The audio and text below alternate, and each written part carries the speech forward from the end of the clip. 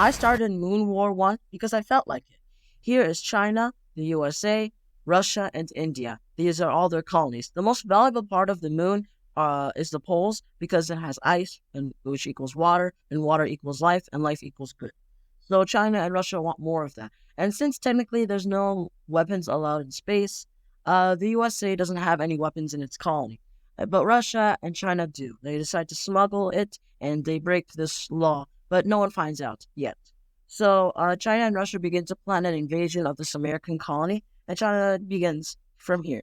So they push into the American colony, and as explained earlier, since the American colony does not have any weapons of any type, they are easily pushed back, and their territory is being quickly and swiftly taken over until the Chinese reach like this halfway point.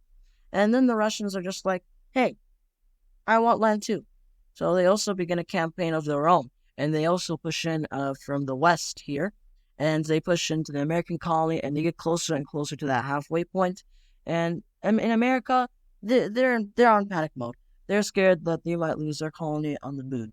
And right now, they have an alliance with India. But what they don't know is that China and Russia, they knew that the USA would kind of want to do this. So they paid India money to become the US's friend. But here's the fun part, or not if you're America at least. India will backstab the US eventually. And they decide, let's do that now while they're still losing. So India also begins to push in, and now the USA is really in a bad spot, as most of its land has been taken over, and it's slowly losing. Now, the USA is really, really, really scared right now, and they're just putting as much weapons as possible on the moon. And despite the odds that are stacked against them, they are able to get quite a bit of weapons actually on the moon, and they start repelling the Chinese attack first, and then they repel the Indian attack right here. They repel it, and they even invade a little bit into India itself. They repel everything. They repel Russia's attack. They want to repel everything. They do not like how their land is being taken, and now the full might of the USA is being displayed over here. So yeah, but slowly but surely, they are able to take some of their land back. But unfortunately for them, it stops right around here. They're in a stalemate right now, and neither side is able to do anything. So they decide to do this treaty right here. And by treaty, I mean absolutely nothing changes because they were not able to agree on anything.